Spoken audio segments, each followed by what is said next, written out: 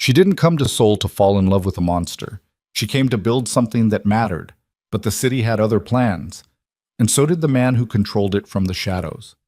Zuri Bennett once had everything: a thriving architectural firm, a name people respected, a future she carved out with her own two hands in a country that wasn't her own. Then in the span of 7 days, someone she trusted burned it all down. Now, a man in a wheelchair, the most feared criminal in South Korea, is offering her a way back. The catch? She has to marry him. Drop a comment with your city. Let's see how far this story travels. The rain had been falling for 4 days straight, not the soft, forgiving kind that washed streets clean and left the air smelling like wet earth. This was Seoul rain in November. Cold and relentless, the kind that got inside your collar and stayed there, the kind that turned the Han River the color of old concrete and made every streetlight blur into a smear of sick yellow. Zuri Bennett stood at the floor-to-ceiling window of what used to be her office on the 14th floor of the AMBW building and watched the city drown and thought about how fitting it was. 2 years. 2 years? 4 months and 11 days since she'd first signed the lease on this space. She remembered that morning with the kind of clarity that only came when something was gone. She'd brought cheap champagne in a paper bag. The good stuff was for after the first major contract, she'd told herself. And she'd stood in this exact spot and looked out at the Seoul skyline and felt something she hadn't felt since she was 22 years old and fresh out of architecture school in Atlanta with borrowed money and borrowed confidence. She'd felt like she was going to make it. Now the champagne was a memory, and the office was getting packed into cardboard boxes by 2 men she'd never met before, both of them hired by the attorneys representing Park Sung-hoon, her former business partner, her former friend, the man who had spent the last 6 months quietly, methodically, and thoroughly destroying her. One of the movers bumped a stack of rolled blueprints off the drafting table. They hit the floor and scattered. He didn't apologize. Zuri didn't say anything. She didn't trust her voice right now. She hadn't trusted it since Tuesday, when the second lawsuit landed on her desk. A fabricated breach of contract claim from a contractor she'd never personally hired, a contractor she now understood had been on Park Sung-hoon's payroll for months before he ever stepped foot in a Bennett architecture project. The whole thing had been engineered. Every piece, every document, every email chain, every strategically misrouted payment, all of it constructed to make her look like a fraud in her own company. She wasn't a fraud. She was just someone who had trusted the wrong man. Her phone buzzed on the windowsill. She looked at the screen. Her attorney, Ji Young, for the 3rd time this afternoon. She let it ring. The things Ji Young had to say were things Zuri already knew. The civil suits were going to cost more than the firm's remaining assets. The Korean business registration for Bennett Architecture had been flagged by 2 separate government agencies thanks to backdated paperwork submitted by Park's attorneys. Her visa status, which had been tied to the company's operation license, was now in question, and the bridge loan she'd taken out 18 months ago to fund the Incheon waterfront project, the project that was supposed to be her masterpiece, the one that was going to make her name permanent in this city, that loan had been co-signed by a shell company that Park had quietly dissolved last month. She owed 480 million Korean won to a private lender who had already sent 2 very large, very quiet men to stand in her building lobby for 3 hours on Monday morning. The rain hit the glass in sheets. Zuri pressed her forehead against the window and let the cold transfer through. It helped, slightly. It was something real in a week that had felt completely unreal. She was 34 years old. She had come to Seoul 6 years ago with a portfolio, a proficiency in Korean she'd spent 3 years building, and a specific, stubborn certainty that she was going to do something that mattered. She had grown up watching her mother work 2 jobs to keep the lights on in their apartment in Charlotte, and she had sworn, not to anyone out loud, just to the hard, certain place inside herself, that she was going to build things. Not just buildings, legacies, structures that would still be standing long after she was gone. And she had. For a while, she genuinely had. Bennett Architecture had landed 3 significant contracts in its first 18 months. A cultural center in Seoul, a residential tower concept in Gangnam that had been featured in 2 international design magazines, a community arts space in Mapo that she'd personally overseen from foundation to ribbon cutting, and that still, on her worst days, made her chest ache with something that felt like genuine pride. Park Sung-hoon had come into the picture 20 months ago, introduced through a mutual contact in the Seoul architecture community. He was smooth, connected, fluent in 4 languages, and charming in the particular way of men who had learned early in life that charm was a tool. He'd brought capital. He'd brought contacts. He'd suggested the merger of their firms with the kind of easy confidence that made it seem like the obvious next step. And Zuri, who was good at buildings and less good at detecting the long game of a man who had already decided what he was going to take from her, had agreed. She'd signed the partnership agreement without reading the fine print about dissolution rights. That was the original sin. Everything else had been consequence. The mover picked up the scattered blueprints without looking at her and shoved them into a box without bothering to re-roll them properly. Zuri watched the corners crumple. "Careful," she said. Her voice came out quieter than she intended. The mover glanced at her with the blank expression of a man who had been told she had no authority here anymore and went back to what he was doing. Zuri turned away from the window. She picked up the one box she had packed herself, a small one, just the thing she couldn't leave behind.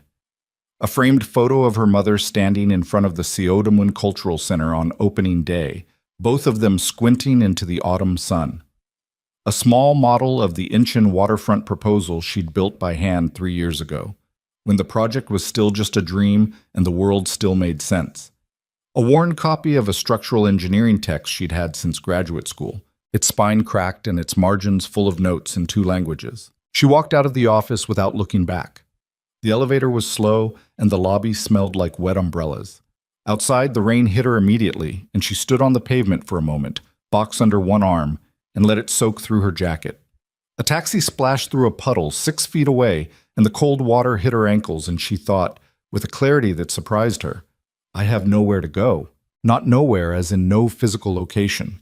She had a rented apartment in Mapo, though the lease was up in 3 weeks, and she wasn't sure anymore how she was going to cover it. Nowhere as in no plan. No trajectory. No version of tomorrow that didn't start with more debt and more lawyers and more of the specific grinding humiliation of watching something you built get disassembled by someone else's hands. She started walking. She walked for 40 minutes in the rain before she realized she had no specific destination and turned into a convenience store just to get out of the weather. She bought a coffee from the machine near the door and stood dripping next to the magazine rack and stared at nothing while the fluorescent lights hummed above her, and a teenage kid at the counter watched a video on his phone with the sound turned up. Her phone buzzed again. This time, it wasn't Ji Young. The number on the screen had a Seoul prefix she didn't recognize. Not a contact in her phone. Not a number she'd seen before. She almost let it go to voicemail. She'd been doing that a lot lately, avoiding calls from numbers she didn't recognize, because in the last 2 weeks, most of those calls had been from people wanting things from her she didn't have. She answered it anyway. "Miss Bennett." The voice on the other end was male, Korean, professionally neutral in the way that said the speaker had been trained to sound that way. "My name is Shin. I'm calling on behalf of a private client. He would like to meet with you, tonight, if possible." Zuri stared at the coffee in her hand. "Who's your client?" A brief pause. "His name is Kang Ji Tai." She knew the name. Everyone in Seoul knew the name, or at least everyone who had been here long enough to learn which names you said carefully and which ones you didn't say at all. Kang Ji Tai was the kind of name that came up in hushed conversations at industry events, in careful asides from Korean colleagues who knew she was navigating a world she hadn't grown up in. He was the head of what the press occasionally, obliquely, referred to as the Kang Organization, a sprawling network of businesses, real estate holdings, and less visible operations that stretched across Seoul, Busan, and reportedly several other things people chose not to examine too closely. He had survived a car bombing 3 years ago. He was, by every account she'd ever heard, completely untouchable. And he was calling her. "Why," she said flatly, "does Kang Ji Tai want to meet with me?" "He'll explain that himself, Miss Bennett." Another pause. This one deliberately measured. "He's aware of your current situation. He believes he can help." She almost laughed. The sound stayed in her chest instead. "Everyone who says they can help me lately wants something in return." "Yes," the voice said, without any particular inflection. "He does." At least it was honest. She looked at the rain outside the convenience store window. She thought about the 480 million won and the crumpled blueprints and the men charot in her lobby on Monday and the particular way Park Sung-hoon had smiled at her during their last meeting, right before he'd had his attorney hand her the first lawsuit. That smile. The private satisfaction of someone who had planned everything and executed it perfectly. "Where?" she said. The car that arrived for her 20 minutes later was black, immaculate, and driven by a man who was approximately the size of a refrigerator and who spoke exactly 4 words to her during the entire 40-minute drive. "Seatbelt, please." "Thank you." She watched Seoul slide past the rain-blurred windows as they climbed out of Mapo and into the hills north of the city, the buildings thinning and the road narrowing and the lights below becoming a distant, glittering geometry. The estate appeared at the end of a private road behind 2 sets of gates that opened without visible effort. Even in the rain and the dark, it was clearly substantial, long and low and surrounded by carefully maintained landscape that managed to look both deliberate and severe, like something designed to convey that whoever lived here had power over the natural world as well as the human one. Inside the main entrance, she was met by a woman named Kim, who was approximately 60 and carried herself like a retired general. Kim took Zuri's wet jacket with an expression that neither judged nor pitied, and led her through a corridor that was wide and spare, and hung with art that was good enough to be institutional. The whole house was quiet in a way that felt active rather than empty. The specific quiet of a place where noise had been deliberately eliminated. They stopped at a set of double doors. Kim knocked once, opened one door, and stepped back. Zuri went in. The room was a study, large, high-ceilinged, lined on 2 walls with bookshelves that were actually used rather than decorated, because the books were in no particular order and several of them had pages turned down. A desk sat at the far end, heavy and unornamented, covered in documents that had been organized in the systematic way of someone who thought in structured information. Floor lamps, no overhead lighting, a window that faced the city below, the rain still coming down, Seoul still burning in the dark. Kang Ji-tae sat behind the desk in a high-backed wheelchair. She had heard about the wheelchair. She'd been told, in the way of second-hand information passed through careful channels, that the car bombing 3 years ago had left him with significant spinal injuries. What she hadn't been told, or maybe hadn't fully processed until this moment, was that the wheelchair did nothing to diminish the weight of his presence. He was in his mid-40s, dark hair, cut close, a face that had been roughly made to begin with and had been further reorganized by whatever happened 3 years ago, a slight asymmetry to his jaw, a scar that ran from his left cheekbone toward his ear, mostly but not entirely concealed. He wore a dark shirt, no tie, and had the kind of stillness about him that wasn't calm so much as control. The stillness of a man who had decided a long time ago that showing anything he didn't choose to show was a form of weakness. His eyes tracked her from the moment she stepped through the door, and they didn't let go. "Miss Bennett," he said. His English was precise and accented and completely assured. "Sit down." Not please, not a question, just a statement of what was going to happen. Zuri sat in the chair across from his desk because she'd walked 40 minutes in the rain and ridden 40 minutes in a car, and she was wet and tired, and the chair was there. "You know who I am," he said. "Yes." "Then you know I don't make phone calls like this without purpose." "I figured." He reached across the desk and pushed a single document toward her. It was printed, not handwritten, approximately 8 pages long, and the top line read, "Contract of Arrangement, Provisional Terms." She looked at it without touching it. "What is this?" "A proposal," Ji-tae said. "Read it before you react." "Give me the version that fits in 2 sentences." Something crossed his face, not quite surprise, not quite anything else she could name. He looked at her steadily for a moment, reassessing, and then said, "You agree to marry me. 18 months. A legal public marriage with all appropriate appearances and conduct maintained. In exchange, I eliminate your current debts, restore your company's registration and operational licenses, and provide a capital injection sufficient to restart Bennett architecture at a scale significantly beyond what you had before." The rain outside, the quiet of the room, her own heartbeat, which she could feel in her throat. "You want to marry me?" she said. "Contractually." "Yes." "Why?" Ji-tae leaned back slightly in his chair. His hands, which had been resting flat on the desk, moved to the armrests with the controlled deliberateness of a man who thought about every physical thing he did. I have rivals who interpret my current situation as an opportunity. An unmarried man, a man perceived as isolated, is a man they believe can be pressured, destabilized, removed. A man with a committed partnership presents a different kind of stability. Specifically, a partnership with a foreign national with a legitimate professional reputation presents a particular kind of signal that my enemies will find very difficult to interpret as weakness. So I'm a strategy. You're a solution, he said, as I am one for you. She looked at the contract. She thought about Ji Young's last voicemail, which she still hadn't listened to, but which she already knew contained nothing good. She thought about the men in her lobby. She thought about the crumpled blueprints and the smiling face of Park Sung-hoon. Separate lives, she said, within the arrangement. Separate wings of the estate. No requirements beyond public appearances and the maintenance of a credible shared residence. Your professional life remains entirely your own. My firm is genuinely mine, not a shell, not something you can pull out from under me. Read the contract, he said. Section 4, paragraph 2. Ownership structure. She hadn't touched it yet. She looked at him instead. What happens if I say no? It wasn't a real question. They both knew it wasn't, but she needed to ask it. Jitae looked at her with the expression of a man who had already calculated the answer before she walked in the door. Your debt to the Shino Private Lending Group becomes due in full in 9 days. They have already engaged a collection firm. Your visa will flag within 30 days of your company losing its license, which will happen by the end of the month. He paused.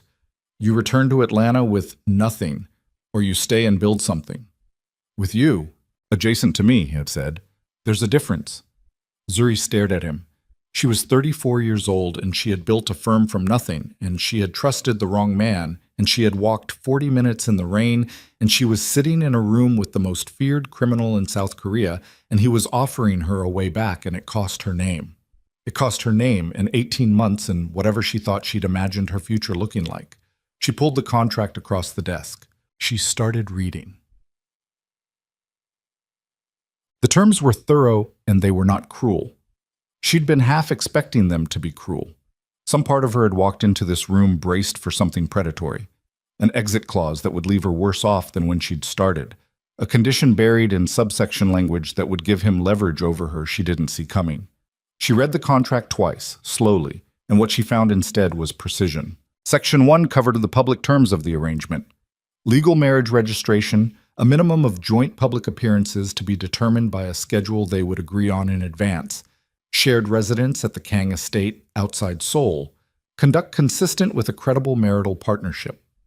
No specifics about what that conduct entailed beyond professional public presentation. Section 2 covered her debt. Every line. The Shino Lending Group liability would be settled within 72 hours of her signature. The outstanding contractor claims and fabricated breach of contract lawsuits would be addressed through Jitai's legal team, who would, the contract noted without elaboration, pursue available remedies. She'd been around enough of Seoul's professional world to know what that meant. Section 3 covered Bennett architecture. Restoration of business registration and operating licenses within 7 days. A capital injection of 2 billion won, more than 4 times what her firm had operated on at its best. Structured as an interest-free operational loan with no repayment schedule during the term of the contract. Ownership, 100% hers, no equity, no management rights, no conditions on her professional decisions. Section 4 made that explicit with language so unambiguous, it read like someone had anticipated exactly the question she was going to ask and answered it in advance. Section 5 covered the termination terms. At the end of 18 months, both parties would have the option to extend by mutual agreement or to dissolve the arrangement. In the event of dissolution, Zuri retained all professional assets and reputation restoration accomplished during the term. The capital injection would convert to a standard commercial loan at market rate with an 18-month grace period before repayment began. It was, she thought, reading it for the 3rd time, almost fair. More than almost. She set the document down. Jitai had not moved or spoken while she read. He was watching her with the same controlled attention he'd had since she walked in. and she had the uncomfortable feeling that he had spent the time cataloging things about her she wasn't consciously showing. "Who wrote this?" she said. "My attorney, under my direction. The terms in Section 3, the ownership language. That's—" She stopped, chose her words. "That's more protective than it needs to be." "I want a functional architect," Jitai said, "not a resentful prisoner. Agreements that leave one party with nothing to lose are agreements that fail." She studied his face, the scar along his jaw, the way his hands rested on the armrests with that particular deliberateness. "You've done this before." "No," he said, "but I've made enough bad agreements to know what the wrong structure looks like." Silence. "I need 24 hours, she said. "No?" She looked at him. "Excuse me. The Shino collection firm has been given a timeline. 48 hours from this moment, their next step becomes significantly more disruptive. If you need to verify the contract terms, my attorney can be reached tonight. If you have professional counsel you want to review it, I can provide 48 hours. But you don't have 24 hours to think about it, and then 48 hours to have it reviewed. You have 48 hours total." He looked at her with no inflection. "You can also simply read it again and decide tonight. The document is clear. You're very used to people doing what you say." "I'm very used to being right about what needs to happen," he said. "There's a difference." She almost said something sharp. She pulled it back. She read the document again. She signed it at 11:47 p.m. while the rain still hammered the windows and the city burned below the hills, and Kang Ji-tai watched her with those steady, unreadable eyes, and the only sound in the room was the scratch of the pen and her own breathing. Kim showed her to a guest room in the east wing that was larger than her entire apartment in Mappo and smelled like clean linen and cedar. There was a bathroom with heated floors and a wardrobe that had been stocked. She discovered this with a feeling she couldn't immediately name, with clothes in her size. She stood in the center of the room for a long time. She thought about calling Ji young.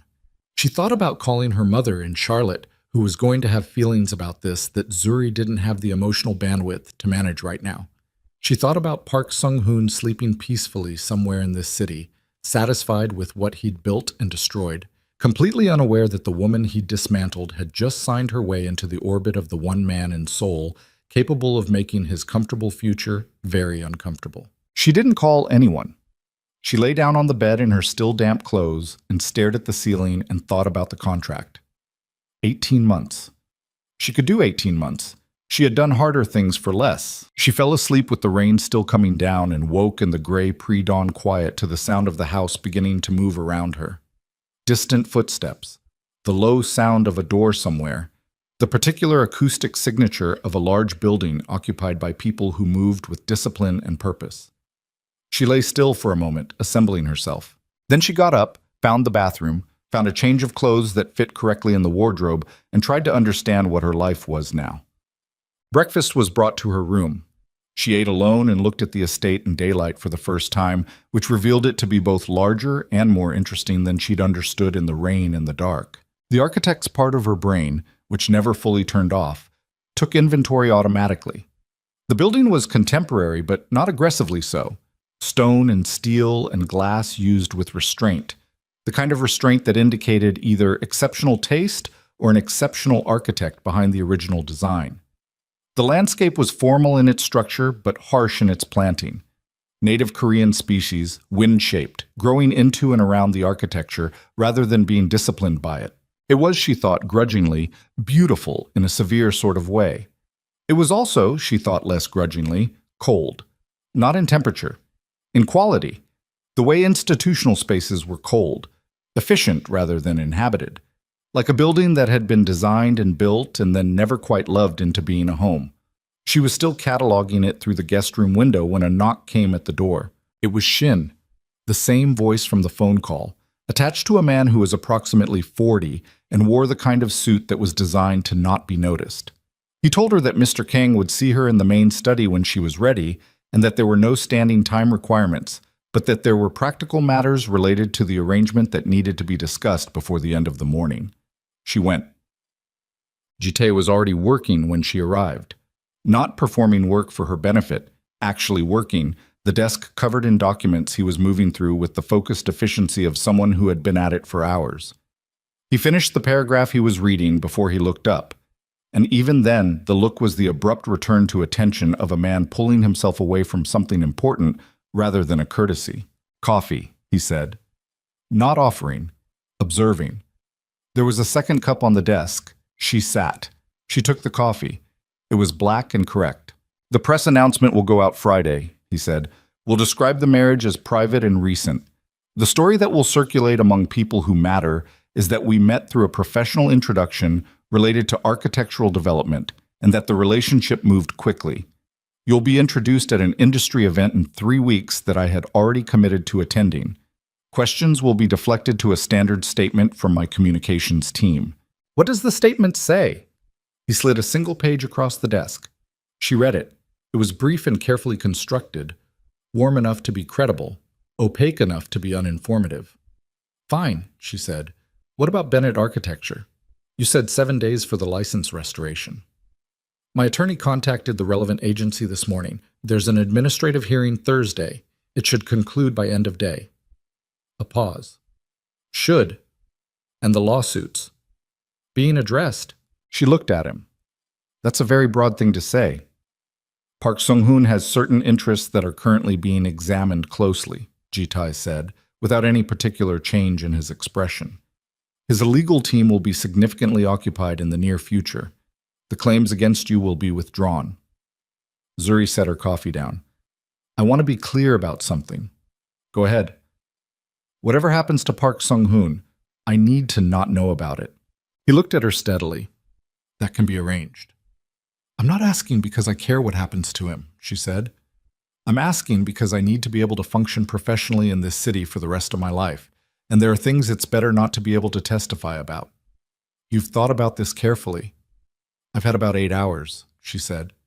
"But yes." Something in his face shifted, barely, just at the edges. Not warmth exactly, more like recalibration. Like she'd said something that slightly altered the calculations he'd been running since she walked in. "Your professional conduct is your own," he said. "What happens in the operation of this house and this organization is mine. Those will not intersect." "Good." They looked at each other across the desk. "You'll need to move in fully by Saturday," he said. "Not because of the arrangement, because of the security situation. Having you in Mappo without a protection detail is... I don't need a protection detail." "You didn't," he said, "before Friday. That changes when the press release goes out." Zuri opened her mouth and then didn't say what she'd been about to say because she recognized that he was right, and she hated it. Being seen as the wife of Kang Ji-tae, even contractually, even in fiction, was going to change the way the world looked at her and the way certain parts of the world thought about what they could do to her. "Fine," she said. "I'll need a workspace. There's a studio in the north wing that hasn't been used. Drafting tables, good light. You can modify it as needed. I'll need my own access to it, not clearance dependent. Your biometrics will be registered to all non-restricted areas of the estate by tomorrow morning." She nodded. They both drank their coffee. The silence between them was uncomfortable in a way that was specific. Not hostile, not warm, something in between. The silence of two people who had agreed to share a geography and hadn't yet understood the texture of what that meant. "I need you to understand something," Ji-tae said. She waited. "This arrangement is what it says it is, nothing more. Nothing is expected from you beyond what is written in the contract. I'm telling you this not as reassurance, but as a statement of operating parameters." She met his eyes, the scar along his jaw, the controlled, deliberate stillness of him. "I know what I signed." People sometimes think they know, and then behave as though they expected something different. "I'm not people," she said. That look again, that small, barely perceptible recalibration. "No," he said after a moment. "I don't think you are." She moved in on Saturday. The move took less time than she expected because she had less than she'd realized. 2 suitcases and 4 boxes, the detritus of a life that had been compressed by a bad week. She stood in the entrance of the estate's east wing bedroom that was now, technically, her bedroom, and looked at her 4 boxes stacked against a wall that was larger than most rooms she'd lived in, and felt the specific smallness of her current life with a clarity that was almost funny. The room had been prepared with the same thoroughness as the guest room. Everything anticipated, nothing missing, the kind of hospitality that expressed itself through efficiency rather than warmth. There were fresh flowers on the dresser. They were white and architectural and clearly chosen by someone who thought about aesthetics rather than feeling. She unpacked slowly. She put her mother's photo on the windowsill.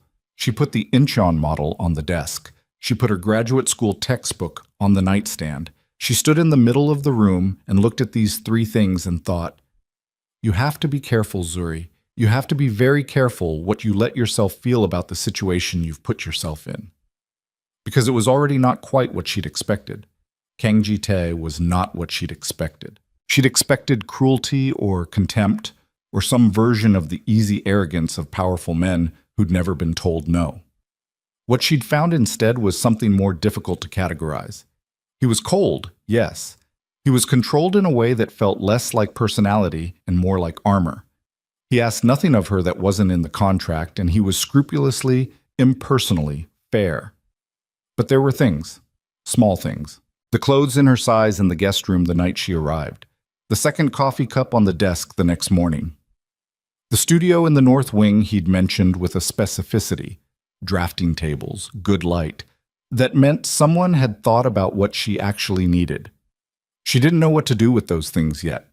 She put them in a category she labeled, "Do not examine this." Mom. She met his core staff on Sunday. Shin, who she'd already spoken to, was Jitae's head of security.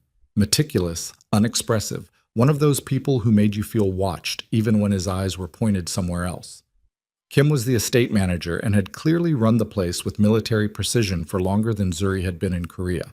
There were two housekeeping staff she was introduced to, and whose names she immediately committed to memory because she'd been raised by a woman who believed that was basic courtesy, and a driver named Park Dae-jung, who asked her in excellent English if she had any preferences for driving music, and then, when she said she didn't, played something Korean and classical that turned out to be exactly right. Jitae himself she saw for approximately 45 minutes Sunday, a brief working lunch where he explained the upcoming schedule and confirmed the Friday press release and gave her a communication protocol that she was to use if she needed to reach him directly. It was efficient and impersonal, and she appreciated both things. After he left, she went to the North Wing studio and stood in the space for a long time. It was good. She hadn't expected it to be good. High ceilings, north-facing skylights that gave clean, non-directional light, space for multiple drafting tables, walls that could take pinboards. Whoever had designed this house, and she was increasingly curious about who that was, had understood that a workspace for detailed visual work needed light that didn't impose itself. She stood in the middle of the room and felt something she hadn't felt in nearly 2 weeks, something that resembled the beginning of readiness. She was going to be okay. She was going to rebuild. She was going to get through this arrangement intact and professional, and on the other side, she was going to have a company that no one could take away from her again because she was going to build it this time without trusting anyone she couldn't afford to lose. She believed this. She stood in the good north light, and she believed it absolutely. She was still standing there when Kim appeared in the doorway. "Miss Bennett," Kim said, in the careful English she used when she wanted to be precisely understood. "Mr. Kang asks that you join him in the main room this evening. There is something he needs to tell you." Zuri turned. Kim's expression was professionally composed, but her eyes were doing something that in another person's face would have been worry. "What is it?" Zuri said. "He will explain," Kim said. "But, Miss Bennett, the press release went out early." Zuri felt something drop in her chest. "It was supposed to go Friday." "Yes," Kim said. "Someone in Mr. Kang's communications network provided the information to a media contact in advance." The floor of Zuri's stomach went cold. "Provided. Or sold." Kim said nothing. "Kim," Zuri said carefully, "is there a leak in this house?" Kim looked at her with those steady, worried eyes. "Mr. Kang," she said, "is waiting." And somewhere below the hill, in the glittering, sprawling dark of Seoul, Zuri's name was already running across every major newsfeed in the country. Attached to a man whose enemies had just been handed information they were not supposed to have yet, and who were already, at that exact moment, deciding what to do about the woman who had just made herself the most interesting target Kang Ji-tae had ever given them. The main room was not where she expected to find him. She'd been in the study twice now and had begun to think of it as his room, the place where he operated, where the desk and the documents and the controlled geometry of his working life lived. But Kim led her past the study, past the dining room, to a space she hadn't been in yet. A long, low-ceilinged room at the back of the house that faced the city through a wall of glass and was furnished with the kind of severe minimalism that stopped just short of being comfortable. Ji-tae was at the window. He had his back to her when she entered, and he didn't turn immediately. He was looking at Seoul burning in the dark below the hill, and she could see the tension in his shoulders from across the room, the set of a man who is holding something in rather than letting it show. Shin was in the room too, standing near the door, and his expression had moved from its usual blankness into something tighter. "Close the door," Ji-tae said, still without turning. Kim closed it from the outside. Zuri walked to the center of the room and stopped. She wasn't going to stand near the wall like she'd been summoned. "Talk," she said. Ji-tae turned. His face had the specific quality of controlled anger, not hot, not explosive, the kind that ran cold and deep and was more dangerous for it. His jaw was set. His eyes moved to her face and stayed there. The press release was provided to Oh Sung-jun at the Seoul Economic Daily 14 hours before our scheduled Friday release, he said. Oh Sung-jun published it 40 minutes ago. It is currently on 17 news aggregators and has been picked up by 2 international wire services. "I know what a leak means," Zuri said. "I'm asking who." Ji-tae looked at Shin. Shin said, "We have 3 people with access to the release draft. We're working through it." 3 people, Zuri said. "In this house. In the communications chain. Not all of them are based here." She looked back at Ji-tae. "What does this mean, practically? For me?" "It means your name is in the public sphere 12 hours earlier than we controlled for," Ji-tae said. "It means the people I wanted to hear this information from a managed source heard it from a news feed instead. The difference between those 2 things is the difference between a narrative I control and a narrative that's currently being written by people I haven't spoken to." "And who are those people?" Silence. Ji-tae. She'd used his name for the first time. It came out sharper than she intended. "You asked me to trust a contract. I signed it. I moved my life into your house. If there are people who are going to look at that announcement and decide to do something about it, I need to know who they are." Ji-tae looked at her for a long moment, the kind of look that was measuring something. Then he moved to a chair and sat, and the movement had the quality of a decision, not just about sitting, but about what he was going to say. "There are 4 active competing organizations in Seoul that have been monitoring my operational stability since the incident 3 years ago," he said. "Of those 4, 2 are primarily interested in territory. 1 is interested in specific business holdings. The 4th..."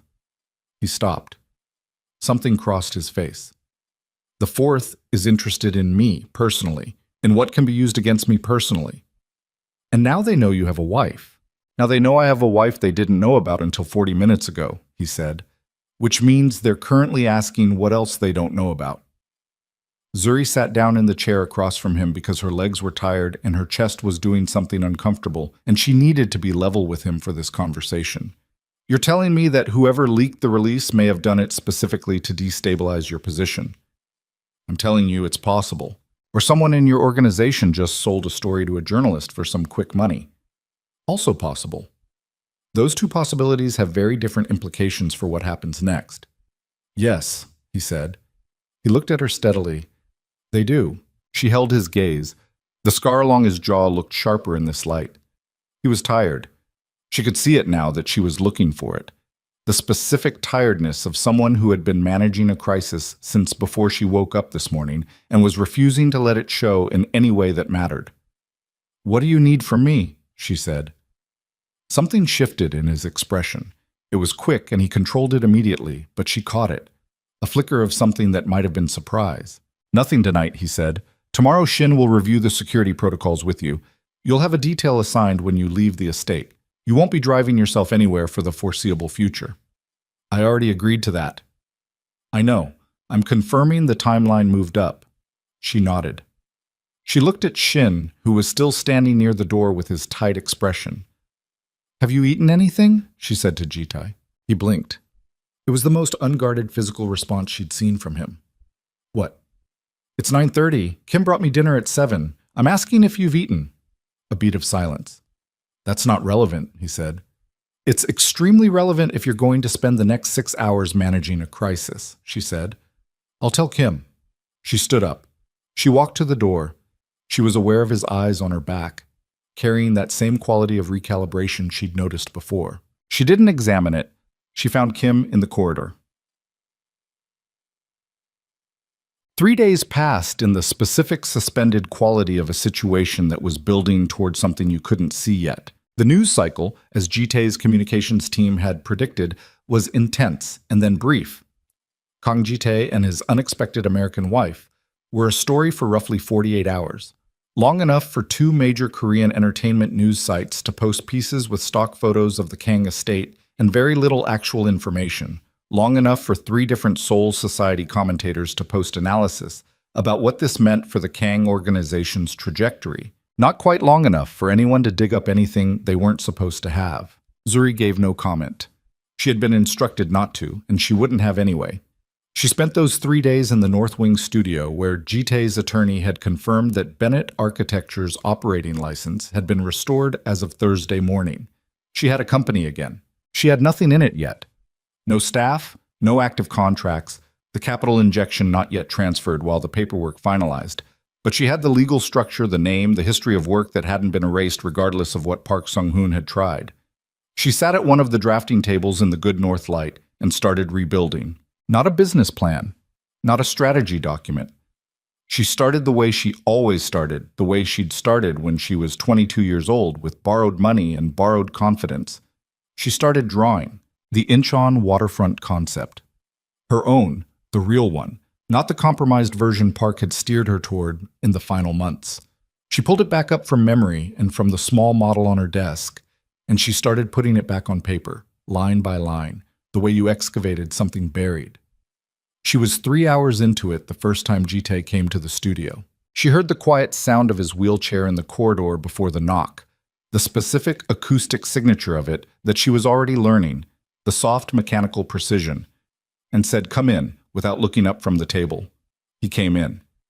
He stopped near the door. She kept drawing for a moment. Then she set down her pen and turned. He was looking at the work on the drafting table. Not at her, at the work. And his expression, for just a moment, was undefended in a way she hadn't seen before. Something about the drawings had pulled his attention before he could decide whether to let it.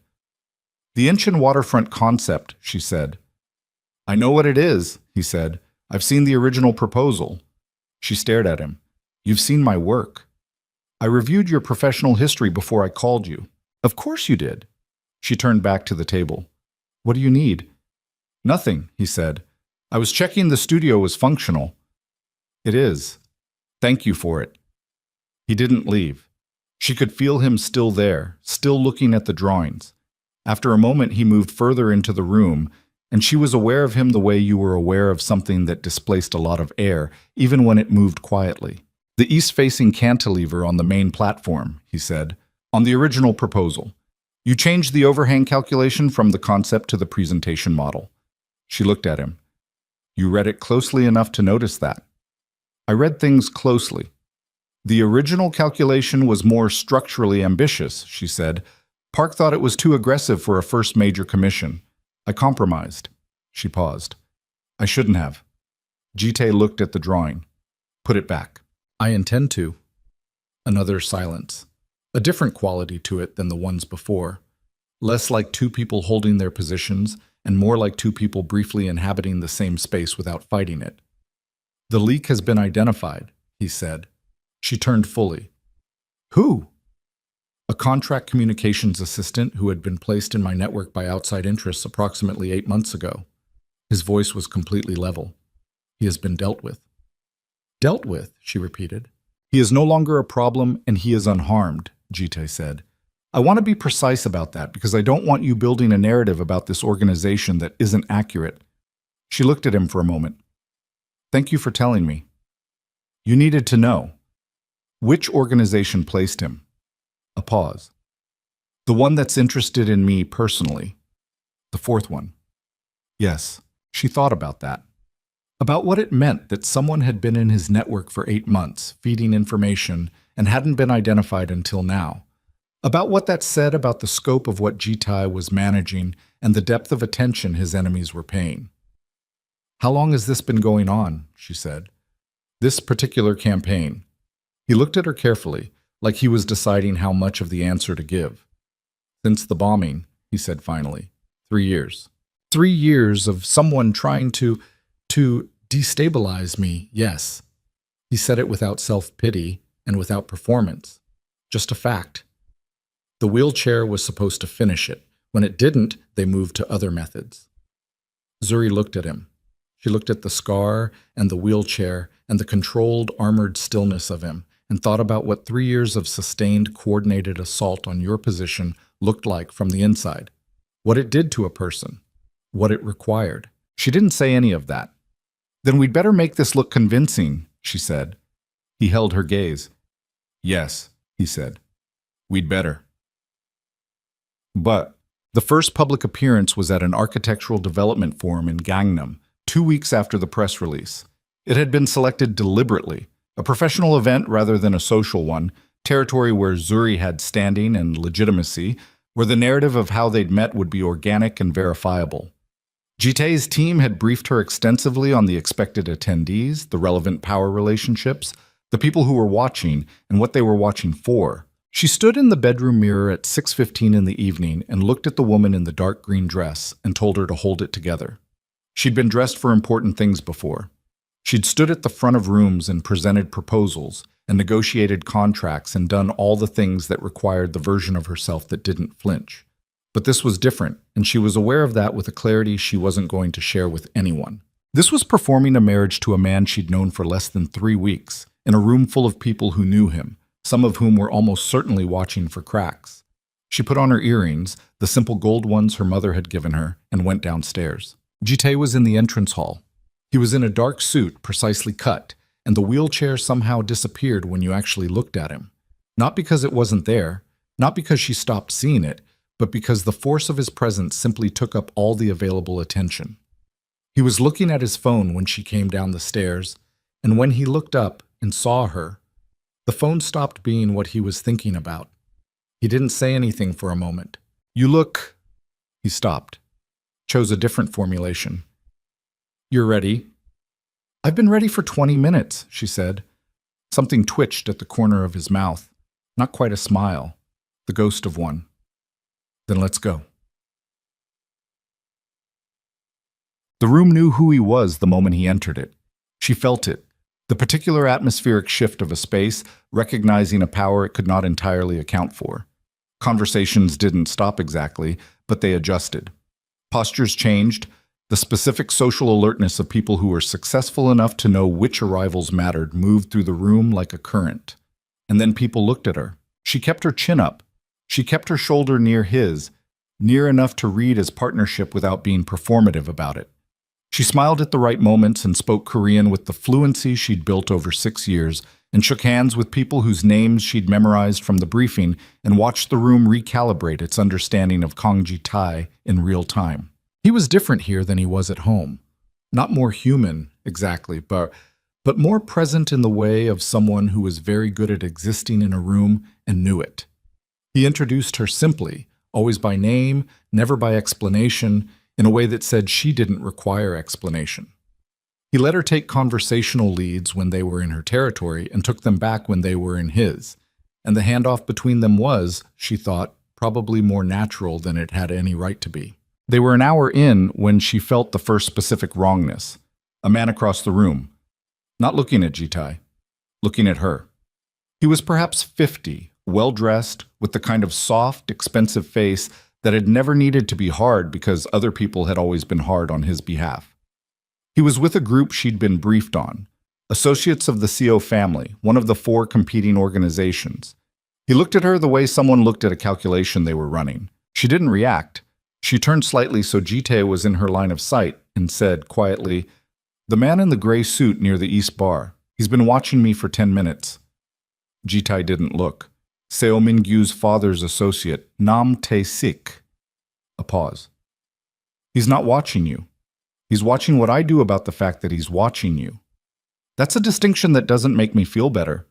It shouldn't, he said. He's testing whether you're a vulnerability. She processed that.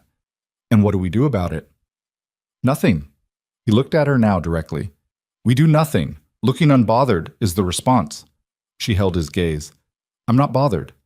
I know, he said, and the way he said it was quiet enough that she wasn't sure it was for the room. They stayed another 45 minutes. They shook more hands. They had a brief, deliberate conversation with two of Seoul's most prominent legitimate developers that Zuri carried almost entirely on the strength of her professional knowledge, and she could feel Jitai next to her tracking the room while she talked, his attention divided perfectly between the conversation and everything outside it. In the car on the way home, they were both quiet for a long time. Nam Tae-sik filed a report, Shin said from the front seat, to the CO network. We picked it up 20 minutes ago. What did it say? Jitai asked. That she's real. Shin glanced in the mirror.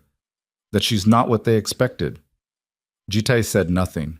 Zuri looked out the window at Seoul going past and thought about being a calculation in someone else's war. What did they expect? She asked. Shin didn't answer. Jitai said, after a moment, someone easier to use. The fight, the first real one, happened on a Tuesday. 11 days after the forum, the capital injection had cleared and Bennett architecture was operationally alive again, and Zuri had been working 12-hour days in the studio, rebuilding her client pipeline, getting the Incheon concept back into shape for presentation, hiring back the two junior architects who'd been with her before Park destroyed everything. She was on a call with one of them, Lee Soo-yeon, 26, enormously talented, who had been furious on Zuri's behalf through the whole collapse, and who had said yes to coming back before Zuri finished the sentence. When Shin came to the studio door and stood there with the expression that meant something had happened, she ended the call. What? She said. Mr. Kang needs to move your schedule for next Thursday, Shin said. There's a dinner. You're needed. I have a client presentation next Thursday morning that I've been preparing for 2 weeks. The dinner is in the evening.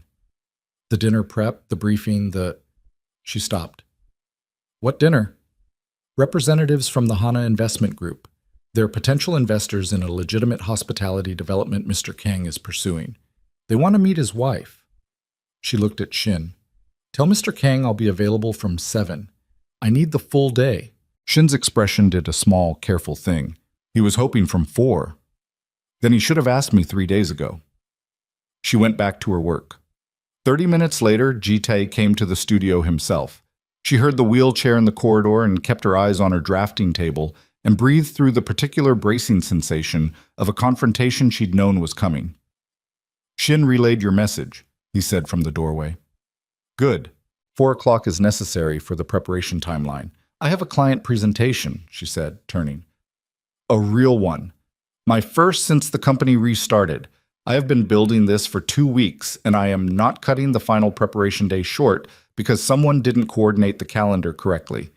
His jaw was set. The Hana dinner is also real. I know it is. 7 o'clock. I'll be ready at 7. That's what I said. The briefing alone.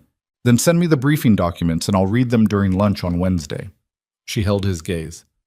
I am not a prop you can schedule around your operations, Jitai. That was not in the contract. Something flashed across his face. Not anger exactly. Something harder to name. I'm not treating you as a prop. You sent Shin to rearrange my professional day without asking. I had him pass on a request. Framed as a requirement. Silence. He moved further into the room. Not aggressive, but not retreating either. My operations require coordination. So do mine, she said. We have the same amount of stake in this arrangement. The difference is, you seem to have forgotten that. His hands were tight on the armrests. She watched them. The careful, deliberate control of a man whose default response to conflict had always been to lock down, and who was currently encountering someone who was not unlocking for it. 7 o'clock, she said again. Briefing documents by Wednesday noon. That's what I can give you. A long moment. Fine, he said. It wasn't a concession so much as a recognition. She could see that in his face. the acknowledgement of a position he couldn't override and had not fully anticipated. He turned to leave. Jitai. He stopped. The coordination problem isn't going to get better if we don't build a process for it, she said. I'm not trying to make this difficult. I'm trying to make it functional. There's a difference. He was still for a moment, his back to her, the line of his shoulders carrying everything he wasn't saying. I'll have Shin set up a weekly schedule review, he said, without turning. Monday mornings? That works, she said. He left. She turned back to her drafting table and put her hands flat on the surface and breathed. She was not going to think about the way her heart was beating. What? It was Kim who told her 2 days later, sitting in the estate kitchen over tea at 10 in the morning, in the careful way of someone who had decided that a thing needed to be said and was going to say it precisely. He hasn't been wrong to be careful, Kim said, about people. Zuri wrapped both hands around her mug. I know. Before the bombing, he trusted more easily. Kim looked at her tea. There are people in this house who have worked here for 2 years and have never had a conversation with him that lasted more than 5 minutes. Zuri said nothing. She waited. He read your professional portfolio for 3 days before he made the call, Kim said. Not the business side, the actual work, the buildings. A pause. I thought you should know that. Zuri looked at her.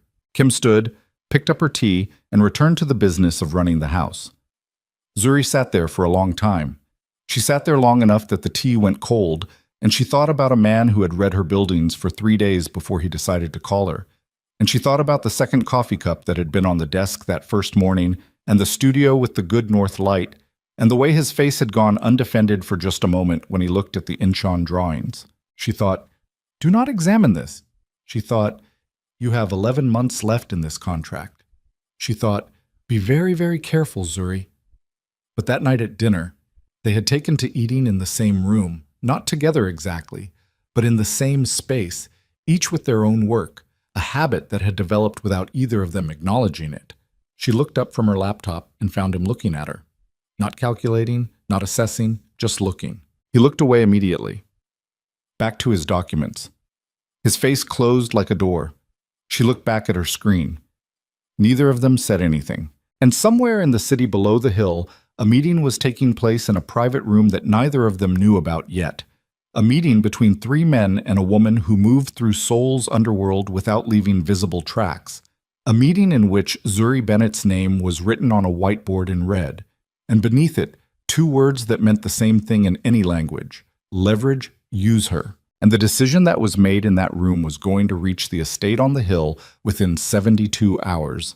And when it did, nothing about what Zuri and Jitai were carefully, separately, deliberately not feeling was going. The message arrived on a Thursday morning, delivered not through any of Jitai's secure channels, but through Zuri's personal email, her professional address, the one printed on Bennett Architecture's restored business registration, the one she'd had for 6 years and never once considered a vulnerability. It was a single image file. She opened it at her drafting table with her morning coffee still hot beside her and her laptop angled toward the north light, and for 3 full seconds her brain refused to process what she was looking at. Then it did. The photograph was taken from a distance, shot through what was probably a long lens, slightly grainy in the way of surveillance photography rather than amateur work. It showed a woman, Zuri, clearly Zuri, in the dark green dress from the Gangnam Forum, standing in the parking structure beneath the event venue, and beside her, one hand on her arm in a grip that looked from this angle like intimacy rather than what it had actually been, which was Shin redirecting her away from a man who'd been standing too close to the car. Shin's face wasn't visible. What was visible was a man, a different man, not Shin, inserted into the frame with the clean, undetectable seam of someone who knew what they were doing. A man whose face she recognized with a cold, dropping certainty in her chest. Park Sung-hoon, her former partner. The man who had destroyed her company. The man who was, according to Jitae's vague and deliberate non-explanation 3 weeks ago, currently having his legal affairs examined closely by people Zuri hadn't asked about. The caption beneath the image was 4 words in Korean. She translated them without effort. Ask your husband why. She sat completely still for approximately 30 seconds. Then she closed the laptop, picked up her coffee, realized her hand wasn't entirely steady, set the coffee back down. She thought about what the photograph was designed to do. It was designed to make her believe that Ji-tae had a connection to Park Sung-hoon that predated her arrival. It was designed to make her ask Ji-tae about it in a way that would either reveal what she knew to his enemies through the asking, or destroy the fragile operational trust between them if he denied it. It was elegant and ugly in equal measure. She thought about the meeting she didn't know about, the whiteboard with her name in red. Leverage. Use her. She had been waiting for 72 hours for whatever this was to arrive, and now it had arrived and she needed to decide, right now, in the next 3 minutes, whether to take it to Ji-tae or to sit on it and find out what she could first. She opened the laptop. She forwarded the email to Ji-tae's secure address with no message attached. Then she picked up her coffee, went to the window, and waited. Shut. He came in 12 minutes. Not Shin. Ji-tae himself, which told her the message had been flagged immediately, and that whatever it had done to him, it had done it fast enough that he hadn't stopped to send someone else. He came into the studio and closed the door behind him, and she turned from the window and looked at his face, and what she found there was not what she'd been braced for. It wasn't guilt. It wasn't the specific quality of a man caught in something he'd been hiding. It was something rawer than that. Fury, tightly controlled, and beneath the fury something that looked almost like fear. "You saw it," she said. "When did it arrive?" 20 minutes ago. "Who sent it?" "I don't know yet." He moved to her laptop, looked at the image again on the screen with his jaw set so hard the scar on his cheek went white at the edges. "The photograph is fabricated. That is not Park Sung-hoon in the frame." "I know," she said. He looked up. "The angle is wrong," she said. "Whoever they replaced Shin with is 2 inches shorter than Park. The shadow doesn't match." She held his gaze. "I spent 6 years in this city reading architectural plans for structural inconsistencies. I know what a bad composite looks like." Something moved through his face. The same recalibration she'd seen before, but deeper this time. "You knew it was fabricated before you sent it to me," he said. "Yes?" "Then why?" "Because you needed to know they sent it," she said. "And because I needed to see your face when you saw it." The room was very quiet. Outside, the estate grounds were gray and still, the city invisible below low cloud. "And," he said carefully, "what does my face tell you?" "That you didn't know it was coming," she said, "and that whoever sent it knows something real, something about Park Sung-hoon and your organization, that they're trying to either reveal or distort." She paused. "What's the real connection?" His hands went still on the armrests. "Ji-tae. Park Sung-hoon has been a peripheral business contact of the CO network for approximately 2 years," he said. His voice had the quality of information being released under pressure, so reluctant, precise. "When my team began examining his affairs, that connection became visible. I did not know about it when I contacted you." She stared at him. The specific cold weight of what he'd just said was settling into her chest in layers. "Park was connected to the people who are trying to destroy you. Peripherally, possibly without full knowledge of the network he was adjacent to. Or with full knowledge." "Yes," he said. "Or with full knowledge." She turned away from him. She walked to the drafting table and put both hands flat on the surface and looked at the Incheon drawings and thought about Park Sung-hoon's smile in that last meeting and the lawsuits and the men in her lobby and the way her company had been disassembled with a precision that had, at the time, felt almost too clean to be just personal malice. "He was used," she said, "to get to me, or to position me, as a potential—" "We don't know that." "Don't." She turned back. "Don't manage what I'm allowed to conclude.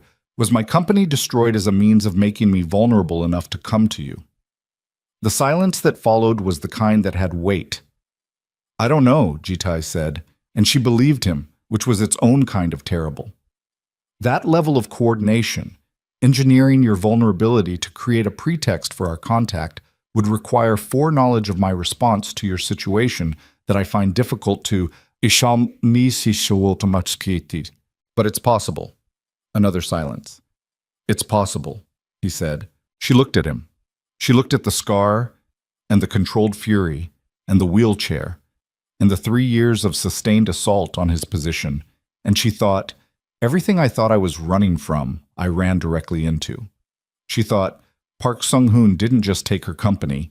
He may have been the instrument that delivered her to this house, to this contract, to a war that had been going on for 3 years before she ever set foot in it. She thought, I am so tired. There's more, Ji-tae said. She looked at him. Shin briefed me 20 minutes ago. The image was sent to 4 other addresses simultaneously. He paused. Your mother's email address, your former university department head in Atlanta, the Seoul City Architectural Licensing Board, and the managing editor of Korea Architecture Monthly. The bottom of Zuri's stomach dropped out. They're going after my professional reputation, she said. The accompanying message to those addresses was different from yours. It implies an improper relationship between you and Park Sung-hoon during the period of your partnership. Business fraud, personal misconduct. The fabricated image is framed as evidence. There was nothing... I know. There was nothing between me and Park Sung-hoon except... She stopped. She pressed her lips together. My mother. My team is already contacting those addresses with a counterstatement and documentation. His voice was level but careful, the way of someone moving through a room where the floor was uncertain. Your mother will receive a call from my Seoul-based attorney within the hour, explaining the situation fully. A stranger is going to call my mother in Charlotte and explain that her daughter is in the middle of a Korean organized crime war. A lawyer is going to call her and explain that her daughter is the target of a defamation campaign and that we are addressing it legally. She's going to... Zuri stopped. She looked at the ceiling. She breathed. She's going to lose her mind. Yes, he said, without pretending otherwise. Probably. She laughed. It came out short and not entirely sane.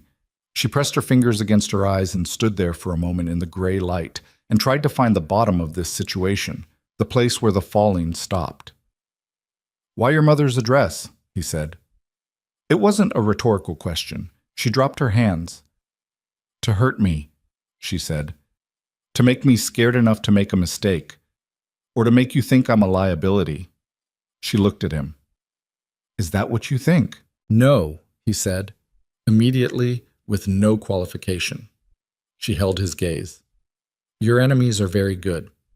Yes, he said. They are. Who is it? Specifically, the 4th organization, the one that's been at this for 3 years. She held up a hand before he could speak. I know you've been vague about this deliberately. I am telling you that vagueness is no longer an option, not after this morning. Ji-tae looked at her for a long moment, the look of a man who had maintained a boundary for a long time and was now confronting the cost of it. Her name is Yoon Chae-rin, he said. Zuri waited. She was my father's second in command. When my father died, I inherited the organization. She expected to. His voice carried no emotion. It was the voice of someone who had processed this so many times it had become structural rather than felt. The bombing 3 years ago was her work. The wheelchair is her work. The 3 years since have been her work. She knows you. She helped raise me, he said, until I was 12. Then my father sent me away for my education. When I came back, she was... He stopped. She knew me as a child. She does not know me as I am now. She thinks the wheelchair means what it would have meant if she'd been in it. That it broke you. Yes. Zuri was quiet for a moment. It didn't. No. Something in his face. Not quite open, but the door less completely shut than usual. No, it didn't. And the image this morning, sending it to my mother, that's Yoon Chae-rin. That is exactly Yoon Chae-rin. She is precise and she is personal. She finds what matters to people and she goes for it directly. He looked at Zuri steadily. She's been watching you since the press release. She sent the leak.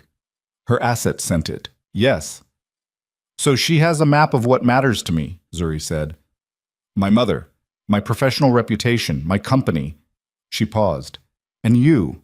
The word landed in the room and sat there. Neither of them addressed it. What happens next? Zuri said. There's a summit, Ji-tae said, in Busan, 3 weeks from now. The major organizations meet twice yearly to establish operational boundaries and address conflicts. I was going to attend regardless. After this morning, the agenda changes. How?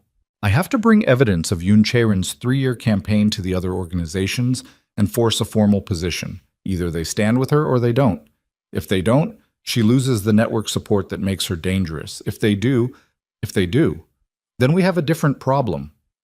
Zuri thought about that, about Busan, and a room full of people who operated in the spaces between laws, and Jitai navigating that room alone. And while you're in Busan, you'll be here, with the full security detail and no. She said it before she'd entirely decided to say it. I'm not sitting in this house waiting to find out what she does while you're gone. Zuri, she already has a map of what matters to me, she said. If you're in Busan and I'm here alone, I am the most accessible point on that map. You know that. His jaw was tight. The estate is the most defensible location. I didn't say I wanted to leave the estate. I said, I'm not sitting here waiting. She held his gaze. Give me something to do. Give me a role in this. I am not a piece you move around the board. I am... She stopped. She thought about what she was. She thought about the contract which said she was a partner in arrangement. She thought about the coffee cup on the desk the first morning, and the studio with the north light, and the man who had read her buildings for 3 days before he called her. She thought about 11 months left on a contract and a woman in Seoul with a whiteboard and a red marker, and the specific targeted cruelty of sending a fabricated image to a woman's mother in Charlotte. I am someone who has already paid a price for being in this, she said. That gives me standing. I'm asking you to acknowledge that.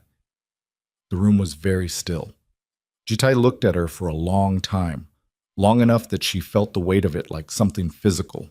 There's a charity gala, he said finally, in 2 weeks, before the Busan Summit, attended by representatives from every major organization in Seoul, legitimate business, government, press. It was always going to be a public positioning event. He paused. Yoon Chae-rin will be there. Zuri felt something cold and clear settle over her. You want me there? I want you there if you choose to be, he said. I won't ask it of you. You just told me Yoon Chae-rin has been watching me for weeks. You told me she is precise and personal and goes directly for what matters.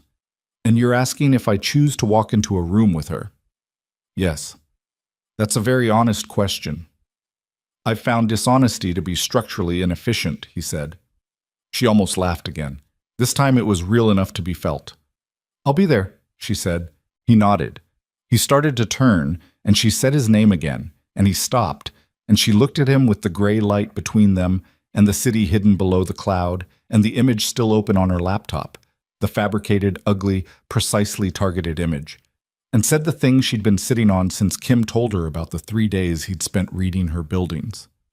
When this is over, she said, I want to redesign this house. He went very still. Not tear it down, she said. It's good bones. Whoever built it knew what they were doing, but it's cold in the wrong ways, and nobody's ever made it feel like anyone actually lives here. She met his gaze. I want to fix that. After Busan. After all of it. I want to make it feel like a home. The silence that followed was the longest one yet.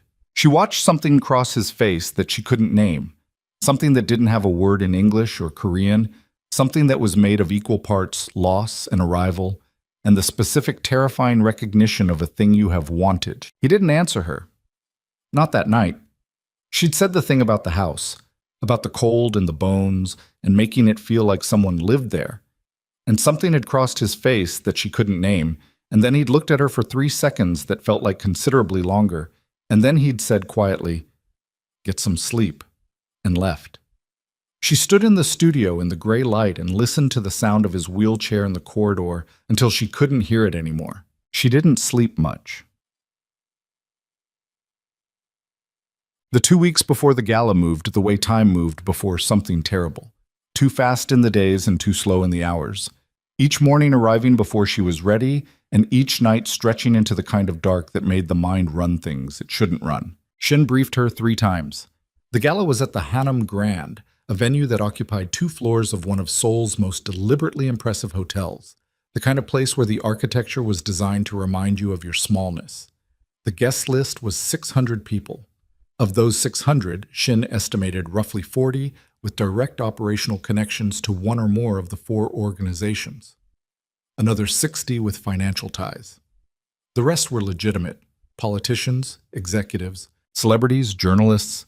Human scenery in a room where the real conversations happened in margins and hallways and the careful geometry of who stood near whom. Yoon Chae-rin would arrive at 9. She always arrived at 9. She'd been attending this gala for 11 years and she never varied.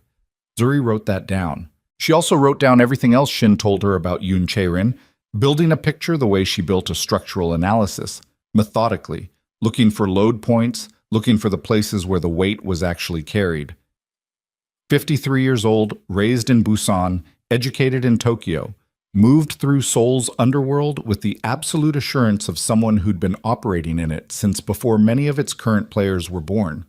Elegant, controlled, the kind of dangerous that presented as composed until it didn't. Precisely, Jitae had said, personal.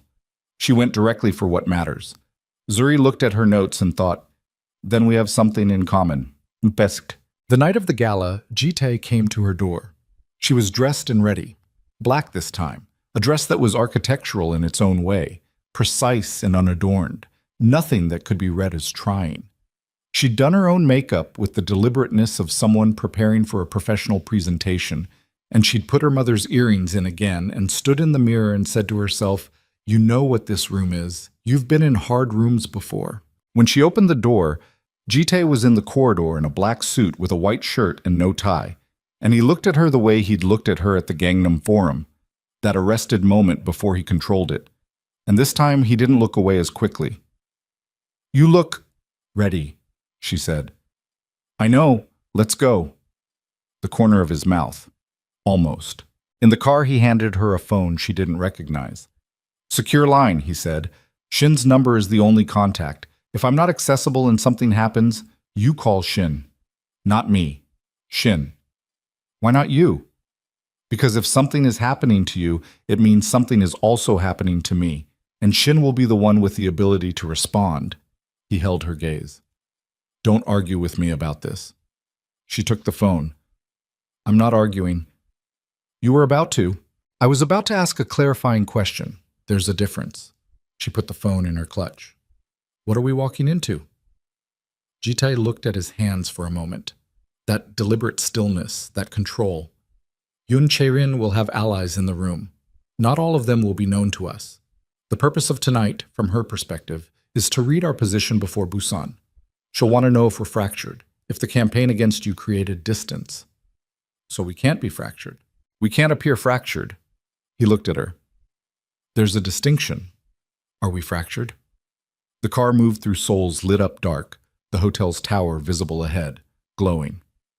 "No," he said. Not his performance, just a statement. She looked at him. "Good," she said, just as simply. The room knew who he was again, and this time it knew who she was too. 600 people, and she felt the shift when they entered. The recalibration, the current of attention. But it was different from the Gangnam Forum. Bigger, more loaded. The Forum had been professional territory. This was something older and less polite. She kept her shoulder near his and her spine straight, and her face arranged in the expression of a woman who was exactly where she intended to be. They worked the room. She'd been briefed on the names, and she used them, in Korean, with the confidence of someone who'd spent 6 years building fluency for exactly this kind of moment. She watched Jitae operate, the slight modulations of his manner for different conversations, the way he gathered information from pleasantries without appearing to, the way every person he spoke to left the interaction having said more than they'd planned. An hour in, she felt it. Not a sound, not a movement. A quality of attention in the room that changed, like a pressure front shifting. She looked toward the main entrance. Yoon Chae-rin walked in at 9 o'clock exactly. She was not what Zuri had constructed in her mind, which had been building toward something overtly threatening. Instead, a small woman in her 50s in a gray dress, silver hair cut severe and close, a face that was composed with the absolute serenity of someone who had not been surprised by anything in a long time. She moved through the room with the unhurried ease of total ownership. Her eyes found Jitae immediately. And then, a half-second later, they found Zuri. Zuri held the gaze. Yoon Chae-rin's expression didn't change, but something in her eyes did. A small, recalibrating attention, the look of someone encountering a variable that is slightly different from the model. Good, Zuri thought. Let her recalibrate. She felt Jitai's hand, just the back of it, brushing hers, a contact so brief it might have been accidental. It wasn't accidental. She felt the whole length of that barely there touch move through her arm, and she didn't react and neither did he, but she knew he'd felt it too. Not performance. Something else. She filed it under "Do not examine this" and turned to the man on her left, who was saying something about waterfront development, and answered him in detail and at length, and did not look in Yoon Chae-rin's direction for the next 20 minutes. Seo Min-gyu found her at the bar. She'd been briefed on him, 31, the arrogant only son of Seo Won-soo, the head of the Seo organization. He had his father's connections and none of his father's patience. He had been in the periphery of her awareness all evening. She'd clocked him 30 minutes in, the way Shin had trained her to clock rooms, noting his position and his company and the direction of his attention. His attention had been on her for most of the night. He came to stand beside her at the bar with the confidence of a man who had never once in his life been told to go away and believed that to be a structural feature of the universe. He was good-looking in an overfinished way, the kind of face that had always been told it was. "Bennett Zuri-si," he said in Korean. "Or is it Kong Zuri now?" She looked at him. "It's Bennett," she said, "as it has always been." He smiled. "Western custom. I like it." He looked her over in the specific way of a man who wanted her to know he was doing it. "I have to say, I didn't expect you to still be here. I live here.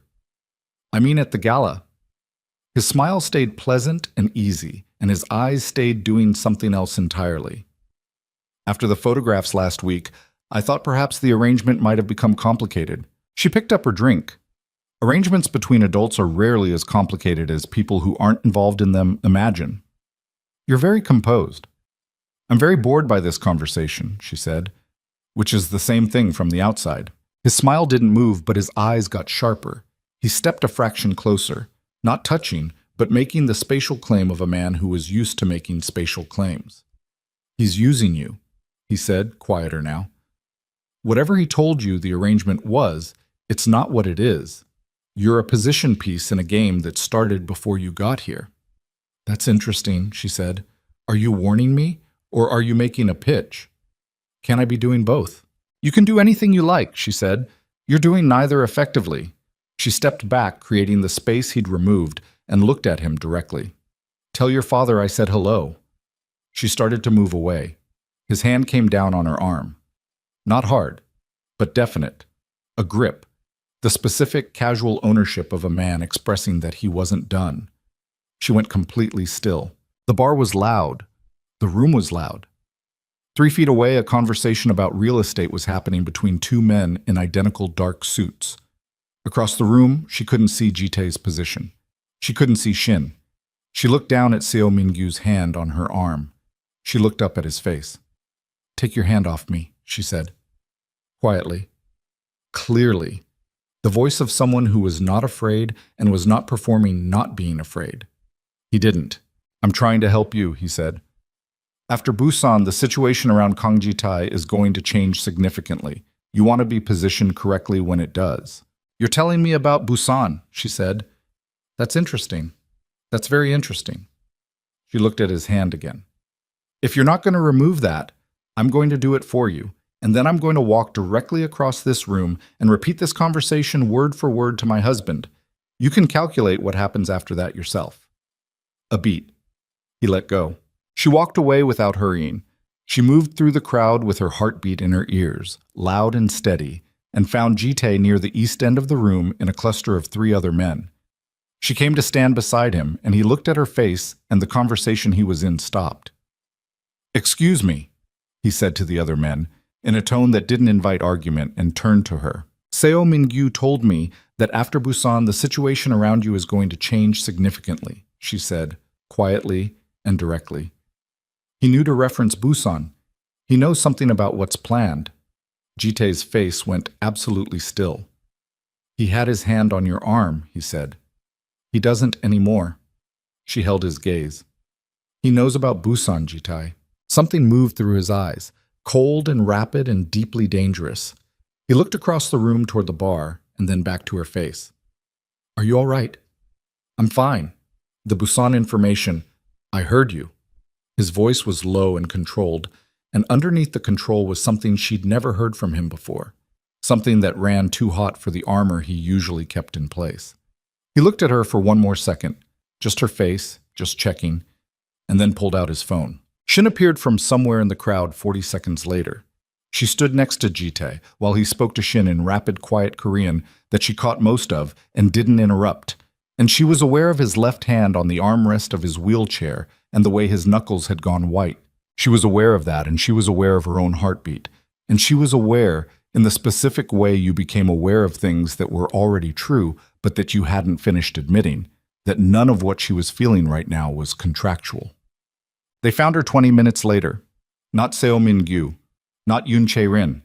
A woman Zuri didn't recognize, 30s, pleasant-faced, who came to stand beside her while Ji-tae was occupied 20 feet away in an exchange with two of Seoul's most prominent legitimate businessmen. An exchange that Zuri now understood was also not entirely about business. The woman leaned close, as if sharing something social. Yoon Chae-rin would like a word, she said.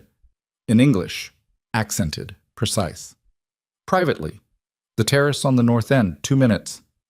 Zuri looked at her. And if I say no? The woman's pleasant expression didn't shift. Then the documents she has, regarding your mother's financial accounts in Charlotte and the source of those funds over the past 18 months, go to 2 journalists who are in this room tonight. A pause. 2 minutes. She moved away into the crowd. Zuri stood completely still. Her mother's financial accounts. The source of the funds. She thought about the last 18 months. The capital she'd been burning through trying to keep Bennett architecture alive. The loans she hadn't told her mother the full scope of. The time her mother had quietly, without being asked, transferred $12,000 from her retirement savings because she'd heard something in her daughter's voice on the phone and couldn't stand to not do something. $12,000. Her mother's retirement savings. If someone could frame that transfer as something other than what it was, as laundering, as payment, as any of the things it wasn't. If those documents went to journalists in this room tonight, she looked at Jitae's back, 20 feet away. 2 conversations going on simultaneously with people who were all, in their different ways, part of the same structural problem. She had 2 minutes. She thought about telling him. She thought about the secure phone in her clutch with Shin's number on it. She thought about the terrace and Yoon Chae-rin and being precise and personal and going directly for what matters. She thought about her mother in Charlotte, who had sent $12,000 from her retirement savings because she'd heard something in her daughter's voice. She walked toward the north terrace. The terrace was cold and empty except for Yoon Chae-rin. She stood at the railing with a glass of water, not wine, water, and looked out at the Han River and the Seoul night. And when Zuri came through the door, she turned with the unhurried ease of someone who had expected exactly this. Up close, she was both smaller and more formidable than the distance had suggested. Her face had the quality of fine-grained stone, not hard in the way of someone who'd made themselves hard, but simply dense, composed of something that had never been soft to begin with. She looked at Zuri the way you looked at something you'd been studying for weeks from a distance and were now finally examining in person. "You came," she said. Her English was excellent and almost accentless. "You made a reasonable argument," Zuri said. Yoon Chae-rin almost smiled. "I've been watching you since the press release. I wanted to understand what kind of woman would enter this arrangement voluntarily. And what kind am I?" "Smarter than the arrangement," Yoon Chae-rin said, "which makes you interesting and more dangerous than he realizes." She tilted her head. "He hasn't told you everything?" "He's told me enough." "He hasn't told you about Jang Il-ho?" Zuri kept her face still. "No," she said. "He hasn't." Jang Il-ho was Jitae's closest advisor for 11 years. He survived the bombing. He was part of the investigation team after. She picked up her glass, considered it. "He's been my source inside the Kang organization for 27 months. The cold came off the river and hit the terrace, and Zuri felt it move through her dress. Jang Il-ho, who is still in Jitae's organization. "Who is currently in Busan," Yoon Chae-rin said, "preparing the location for the summit, who has been sending me every detail of Jitae's Busan strategy for the last 3 weeks. Zuri thought about Jitae in a conference room with Jang Il-ho. She thought about Jitae trusting the wrong person, She thought about how thoroughly she understood that specific experience. "What do you want?" she said. "Leave," Yoon Chae-rin said, simply. "Take the contract dissolution clause. Take the capital. Walk away from this and go back to your buildings. I have no interest in you. My interest is Ji-tae, and if you're no longer in the picture, there's no reason for your mother's finances or your professional reputation to become anyone's concern. You want me to abandon him before Busan. I want you to survive," Yoon Chae-rin said, "which you won't do if you're standing next to him when this collapses." Zuri looked at her. She looked at the composed, dense face of a woman who had spent 3 years engineering the destruction of a man from the inside. And she thought about the whiteboard with the red marker and the fabricated photograph and the targeted cruelty of it. Not just cruelty, she understood now, standing here, but intelligence. Real intelligence. The kind that understood exactly which levers moved which people. "You know what I find interesting," Zuri said. Yoon Chae-rin waited. "You came here tonight. To this terrace. To talk to me personally." Zuri held her gaze. "You could have had that woman deliver a message. You could have sent another email. You didn't. You came yourself." She paused. "You're not certain it's going to work. The Busan plan. You're not certain Jong Il-ho is going to be enough. And you think I'm the variable you haven't fully calculated."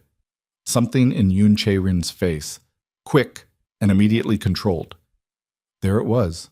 "You have 24 hours to decide," Yoon Chae-rin said. Her voice had lost 1 degree of its composure, barely perceptible, but there. "After that, the documents go out regardless." "Understood," Zuri said. She turned and walked back through the terrace door. She found Ji-tae in the corridor outside the main hall, Shin beside him, both of them with the look of men who had been trying to locate something and had just found it. "Where were you?" Ji-tae said. She looked at him. The scar. The controlled fury that was already building because he'd noticed she was gone. The knuckles tight on the armrests again. The man who had read her buildings for 3 days before he called her and had put the Good North Light in a studio and had never once treated her like something disposable. "Jang Il-ho," she said. The blood left Ji-tae's face. Not all of it, not dramatically. Just enough, just a fraction of the color going out of his jaw and his eyes doing something she'd never seen them do. Something that was the opposite of the controlled and the armored. Something raw and struck and terrible. He knew what she was going to say before she said it. "He's been feeding Yoon Chae-rin your Busan strategy," she said. "For 27 months, she told me herself." The corridor was empty except for the 3 of them. Somewhere behind the main hall doors, 600 people went on doing what they were doing, not knowing that in this hallway, a man who had held his empire together through 3 years of sustained assault from someone who had helped raise him was now learning that the last person he'd trusted completely had... The drive back from the gala was the quietest 40 minutes Zuri had ever spent in a moving vehicle. Ji-tae said nothing. Not a word from the moment they reached the car. Not through the city, not through the hills, not through the gates. He sat with his hands in his lap, not on the armrests, not in the controlled, deliberate position she'd learned to read as management, just in his lap, still, like a man who had put down something heavy and didn't know yet what to pick up instead. Shin drove. His eyes stayed on the road. Zuri sat beside Ji-tae in the back and watched Seoul drop away below them and thought about Jang Il-ho, who was in Busan right now, in a hotel room or a conference space, preparing a location for a summit that he had already betrayed. 27 months. She kept returning to that number. 27 months of sitting across tables from Ji-tae, of being trusted with strategy and schedules and the interior architecture of an organization's plans, and feeding it outward, piece by piece, to the woman who had built the bomb that put Ji-tae in that wheelchair. She thought about what that kind of betrayal did to a person's ability to trust anything again. She thought about the way the color had gone out of Ji-tae's face in that corridor, the raw and terrible thing she'd seen in his eyes for the 3 seconds before he controlled it. She didn't say anything. Not in the car. Some things needed to be arrived at rather than approached. Inside the estate, Ji-tae went directly to the study. He didn't close the door, which she understood as the thing it was. Not an invitation, but not a closing off either. A door left open by a man who was operating below his usual level of deliberateness. She stood in the corridor for a moment. Then she went to the kitchen, found the kettle, made tea, the strong Korean barley tea that Kim kept in the second cabinet, that she'd started drinking 3 weeks ago because the smell of it had begun to mean the estate to her in the specific sensory way that places got into you, and carried 2 cups to the study.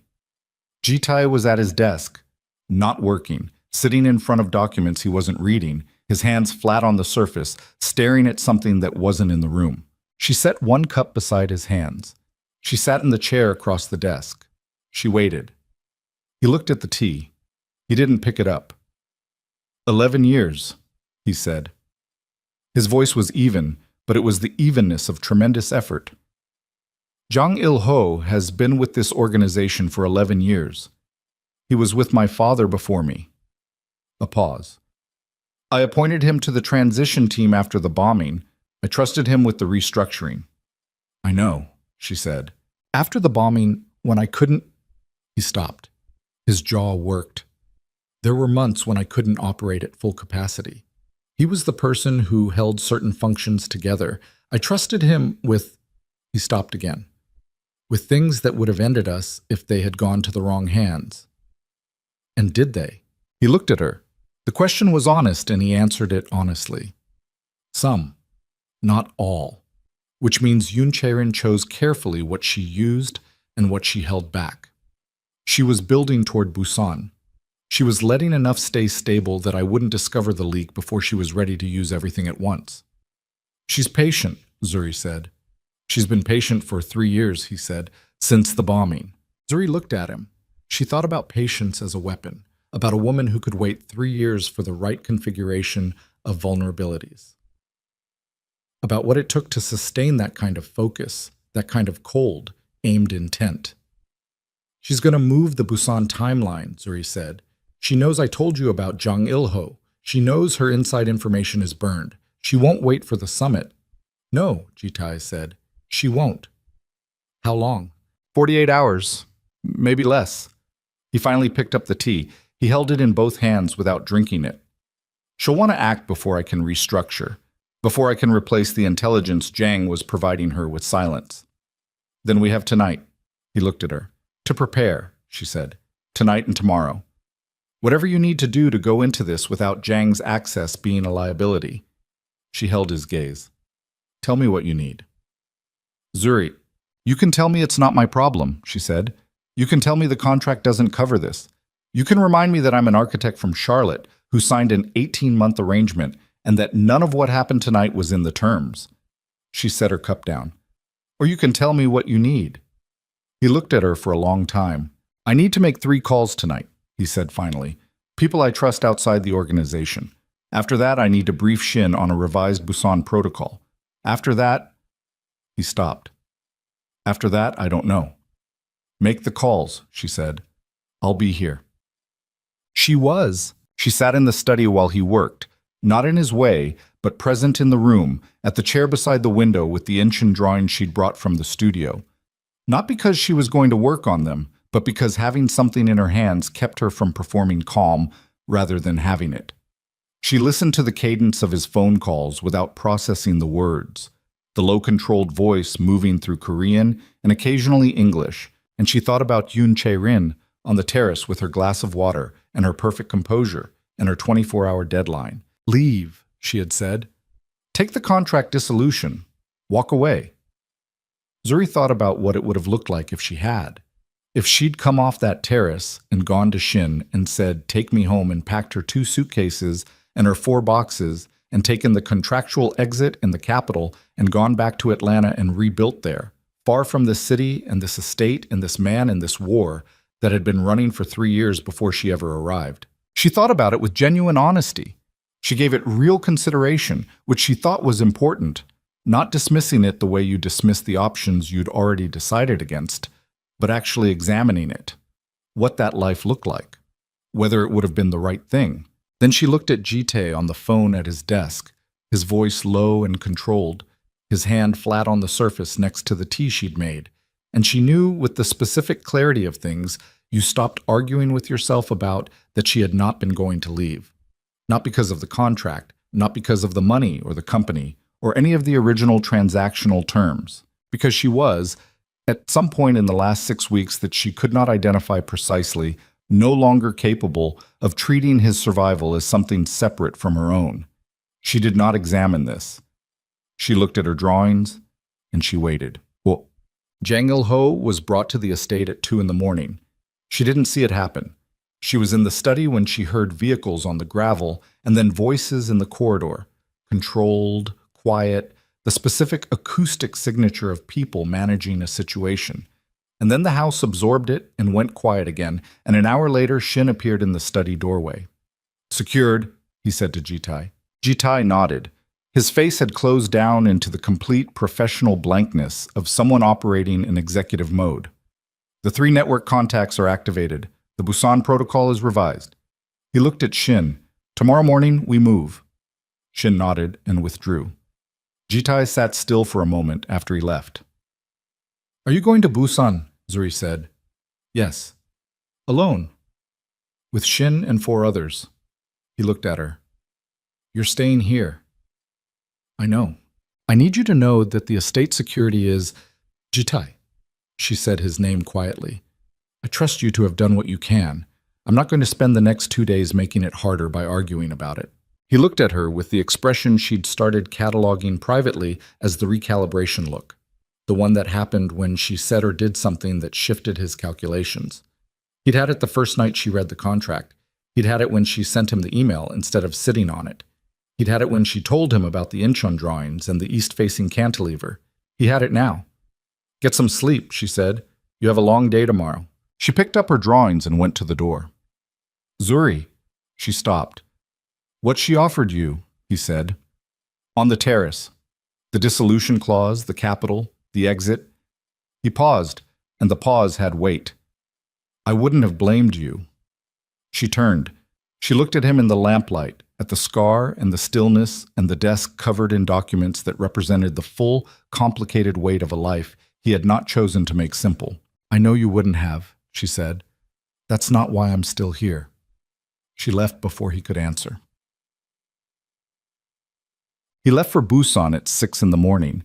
She stood in the entrance hall in her pajamas with her arms crossed and watched Shin and the others load into 3 vehicles and watched Jitai stop at the estate doors and turn and look at her. He didn't say goodbye. He wasn't a man who said goodbye. He looked at her the way you looked at something you were memorizing. She held his gaze and gave him a single small nod. "Go, I'll be here. Come back." He held it for 1 more second. Then he went. Bulky. The next 48 hours were the longest of her life, and she had recently had some very long hours to compare them against. She worked. She went to the studio, and she put the Incheon cantilever back where it belonged, and she drafted the structural calculations she'd compromised 2 years ago, and she worked with the focused intensity of someone who needed their hands busy and their mind occupied with something that had weight and logic and the possibility of being done correctly. She called her mother. That conversation was 40 minutes long and covered in sequence. Relief that Zuri was physically safe, bewilderment at the full scope of the situation, a very long silence followed by her mother saying in the particular tone of a woman who had raised her daughter to read rooms and situations carefully, "Do you love him?" Zuri looked at the Incheon drawings. "Mom." "That's a yes," her mother said. "Okay. Is he good to you?" "Yes," Zuri said, immediately, without qualification. "Okay, her mother said again. "Then you call me when it's over." She called Lee Soo-yeon and told her Bennett Architecture was on temporary hold for 1 week, and that everything was fine, which was partly true. Soo-yeon, who was 26 and enormously talented and had very good instincts, said, "Okay," in a tone that conveyed she knew everything was not fine and was choosing to trust Zuri anyway. On the second day, Kim brought tea to the studio and sat across from her and said nothing, which was exactly the right thing. On the second night, Shin called. "It's done," he said. "We're coming home. Utam." Jitae came back on the 3rd morning. He looked like a man who had not slept. The suit from Busan had been exchanged for a dark shirt, and he moved with the controlled exhaustion of someone operating on the far side of their reserves. And when his car came through the estate gates and she saw him through the entrance hall window, she felt something loosen in her chest that she hadn't known was wound that tight. She was in the entrance hall when he came in. He stopped when he saw her. He looked at her the way he'd looked at her in the doorway that morning. The memorizing look, but different now, coming from the other direction. "Tell me," she said. He told her. The Busan summit had not gone as Yoon Chae-rin had planned, because Jang Il-ho confronted at 2 in the morning with the full scope of what he had provided and to whom and for how long, had made a choice. Not a noble one. Ji-tae was precise about this. There was nothing noble about it. It was the choice of a man who had looked at his options and calculated the least damaging one, but a useful one. He had provided a full accounting. Every piece of information he had passed to Yoon Chae-rin over 27 months, every instruction he had received, including details of the Busan plan that Yoon Chae-rin didn't know he had, details that gave Ji-tae what he needed to walk into the summit with documentation rather than claims. He'd laid it out in front of representatives of all 4 organizations, including Yoon Chae-rin's own primary ally, and he'd given them a choice between standing with a campaign built on 27 months of fabricated intelligence and manipulated information, or stepping away from it cleanly while there was still a clean way to step. Most of them had stepped away. Yoon Chae-rin had sat in that room and understood what was happening and had not shown it on her face, which Ji-tae described with a strange and complicated respect that Zuri understood. The respect you felt for an opponent who went down with dignity even when the going down was something they'd earned. She had left Busan the same night under an agreement that removed her from operational standing in the Seoul networks entirely. Not incarceration, not violence, removal. Retirement, structured and enforced from a world she'd operated in for 30 years. It was not, Ji-tae said, everything she deserved for the bombing, for 3 years of sustained assault, for the targeted cruelty of photographs sent to mothers in Charlotte. It was what was achievable within the constraints of a world that ran on different rules. "Is it enough?" Zuri asked. He was quiet for a moment. "It's what it is," he said. "It ends the active campaign. What she deserves and what I can deliver in that room are different things." Zuri nodded. She understood the distinction. She'd made peace with versions of it herself, in the context of Park Sung-hoon, who had withdrawn every legal claim against her 2 months ago, and retreated into the specific obscurity of a man who understood that pressing further would cost him things he wasn't willing to lose. It wasn't justice, exactly. It was cessation. Sometimes cessation was what you got. "And Jang Il-ho," she said. "Gone," Ji-tae said. "From the organization. From Seoul." His voice was level. She could hear everything beneath the level that he wasn't letting into his voice. "He's been with me since I was 28 years old." She looked at him. "I know," she said. "I don't—" He stopped. He looked at his hands. The scar along his jaw caught the morning light. "I don't know how I missed it." "Because you trusted him," she said. "That's not a flaw. That's what trust is. It's the cost of it." The cost was significant. "Yes," she said. "It was. And you're still here." He looked up at her. "You're still here," she said again quietly, making it land. "Everything she spent 3 years building toward, and you're still here. In this house. That's not nothing." He held her gaze for a long moment. The particular quality of his looking, that recalibration, that slow reassessment, but deeper this time, coming from somewhere below the place where he made decisions and into the place where things simply were. "I need to sleep," he said. "I know. And then I need to talk to you." "I know that too," she said. "Go. I'll be here." He slept for 14 hours. She knew because she was aware of the house around her in the specific way she'd become aware of it. Its sounds, its rhythms, the acoustic signature of each of its occupied spaces. And the East Wing was quiet in the way it was only quiet when he was genuinely at rest rather than working in silence. She used the time. She went to the North Wing studio and she finished the Incheon cantilever calculations. And she began, for the first time, the preliminary sketches for the estate renovation she'd proposed 3 weeks ago in the studio, in the gray light, when she'd said the thing about the cold and the bones and making it feel like someone lived there. She didn't know yet whether she'd still be here to execute it. The contract had 12 months remaining, and its terms were clear, and she had, in the last 3 weeks, stopped being able to calculate clearly what she wanted the end of those 12 months to look like. She drew anyway. She drew the east wing with more light, the main corridor with the particular plant life she'd identified in the estate grounds that could be brought inside without being domesticated. Wild enough to feel alive, specific enough to feel intentional.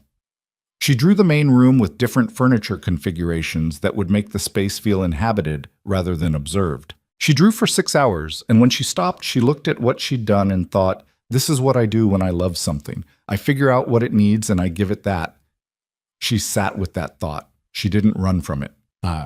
He found her in the kitchen at 9 in the evening. She was making rice the way her mother made it, too much of it, with the kind of distracted generosity that cooked for the people who might appear rather than just the ones who were certain. And she heard the wheelchair in the corridor and didn't turn around. He came in. She felt him stop near the doorway.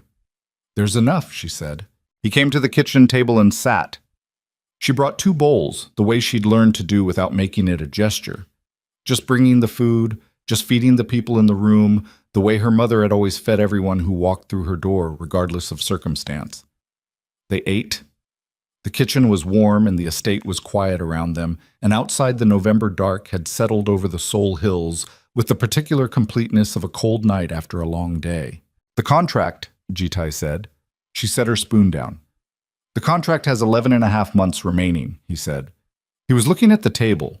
His voice had the quality of something being said carefully because the words mattered, and he was not a man who used words for anything except their actual purpose. The dissolution clause is available to both parties at any time. The capital and professional assets you've accumulated remain yours regardless. She waited. He looked up. I'm not asking you to stay because of the contract, he said. I want to be precise about that. The contract is irrelevant to what I'm saying. What I'm saying is... He stopped. He looked at her with the expression she didn't have a name for, the one that was loss and arrival in the same moment. I don't know how to do this, he said.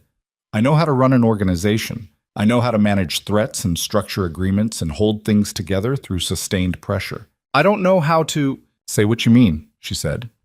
He held her gaze. I would like you to stay, he said. Not for the 18 months.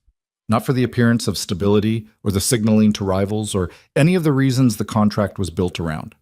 He paused. Because this house is different when you're in it. Because you walked into a meeting with Yoon Chae-rin alone rather than leave me without information I needed, and you did it without telling me because you knew I would have stopped you. He paused again. Because you made rice. She looked at him. That's not a small list, she said. No, he said. It's not. Ji-tae. When the bombing happened, she stopped, chose. Were you alone? He was quiet for a moment. Functionally, he said. Yes. And the 3 years after? Yes. She thought about that. About 3 years of holding something together while someone you'd once trusted dismantled it piece by piece, and doing it alone, and doing it from a wheelchair, and not breaking. Not letting it break you into something smaller or crueler or more closed than you'd been before. She thought about what that cost. She thought about the second coffee cup on the first morning, and the studio, and the east-facing cantilever, and the way he said her name when she did something that surprised him. I'm not going anywhere, she said. He looked at her. I'm not leaving, she said. Not at 18 months. Not at the end of the contract. I'm telling you that directly because you gave me the dissolution terms, and I want you to understand that I heard them, and I'm making a different choice. She held his gaze. But I need you to understand something in return. Tell me. I'm not a piece in your operational structure, she said. I'm not a signal you send to rivals or a position you hold. What I am to you has to be... She searched for the word. It has to be real. It has to function the way real things function, which means it's hard sometimes and it costs something and neither of us can manage it from behind a desk. His jaw was tight. His hands were still. I understand that. I don't think you fully do yet, she said. Not unkindly, but I think you're willing to learn it, and that's enough. He looked at her across the kitchen table in the warm light with the cold city dark outside and the quiet estate around them, and he said, yes, with the simple, enormous weight of a man who had been careful with words for so long that when he used one to mean everything, it landed that way. Yes, he said again, quietly, like a door opening rather than closing. She picked up her spoon. Eat your rice, she said. Something moved across his face that she had never seen there before. Something that was entirely unguarded, that didn't get controlled or contained, that simply existed for a moment in the kitchen light. He picked up his spoon.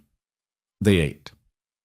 In the weeks that followed, the estate began slowly and without announcement to change, not dramatically, not all at once. Zuri worked on the renovation designs in the studio in the mornings and presented them to Jitai in the evenings with the directness of a professional who knew what she was doing and the particular honesty of a woman who was no longer pretending she wasn't also doing it for herself.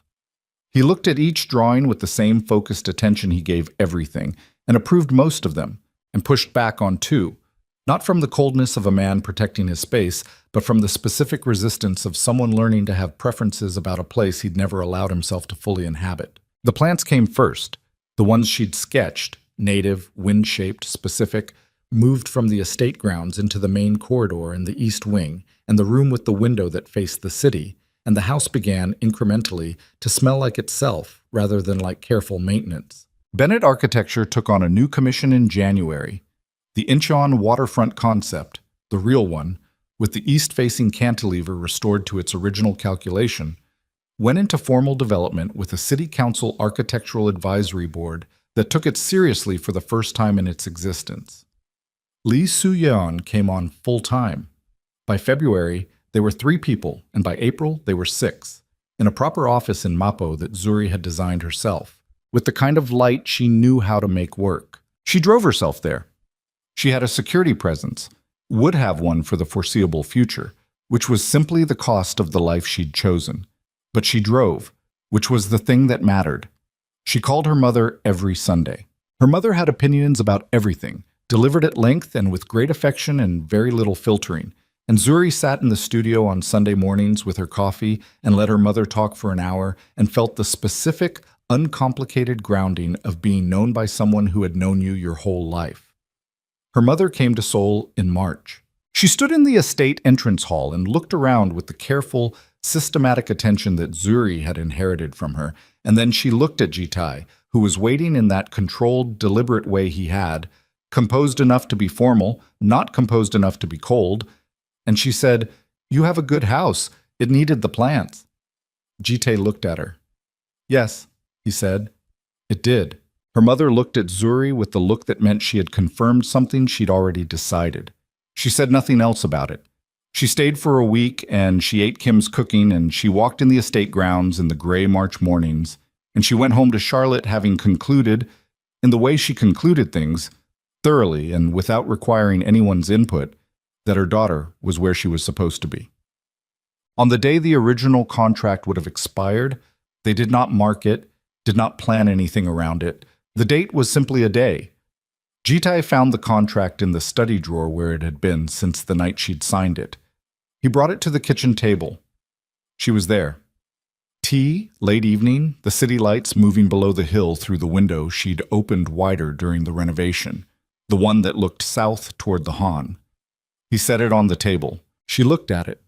The 8 pages, printed and signed, the terms she'd read 3 times in a room with a man she hadn't known, and the Seoul rain coming down. "I want to destroy it," he said. She looked at him. "We could just file it." "No," he said. "I want to destroy it." She considered this. "Okay," she said. He tore it in half, then in half again. Then he kept going, the way people did when they needed the physical action to be more than symbolic, the methodical tearing until the pages were small enough that the words were illegible and the terms were unreadable, and the whole careful structure of what they'd agreed to that November night was simply paper. He pushed the pieces into a pile. She looked at the pile. "We need a second wedding," she said. He looked at her. "The original one was administrative," she said. "Paperwork in a courthouse in Mappo with 2 of Shin's people as witnesses. That's not—" She met his eyes. "That's not what this is now. I want something real, small, just the people who matter, but real." He was quiet for a moment. "My mother needs to be there," she said. "Yes," he said. "And Kim." "Obviously," he said, and the corner of his mouth did the thing it did, the thing that after 8 months she'd stopped waiting for and started simply receiving when it arrived, the not-quite smile that was somehow, each time, still unexpected. And it has to be outside, she said. The South Terrace. In the spring when the grounds are... Zuri. What? I already know, he said quietly. Whatever you're about to describe. I already know I want it. She looked at him in the kitchen light, at the scar and the stillness and the hands that held the destroyed contract pieces. And she thought about Charlotte and Atlanta and a borrowed confidence and 6 years in a city that wasn't hers, that had become hers anyway, and a company she'd built twice now, and a man who had read her buildings for 3 days before he called her, and had put a studio with good north light in the house where she was going to live for a very long time. She thought about all of it, and she let herself have it, not carefully, not behind glass, not at the managed distance of a woman protecting herself from the cost of wanting things. She let herself have it the way you let yourself have the things that were real. Okay, she said. Then we agree.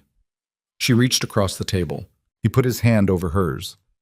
Warm, deliberate, the way he did everything, with intention, with weight, with the specific quality of a man who understood that this was the most important thing he was doing right now and was not going to do it at less than his full attention. Outside, Seoul burned below the hill, patient and indifferent and enormous, doing what cities did, going on, going forward, full of people building and losing and starting over and finding, in the middle of all that ordinary human combustion, the occasional inexplicable thing that made the rest of it make sense. The estate was warm. The plants moved slightly in the air from the open window.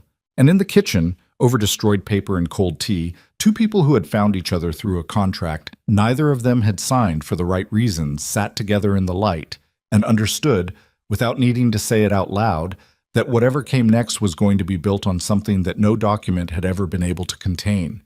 The contract was gone. Everything else was just beginning.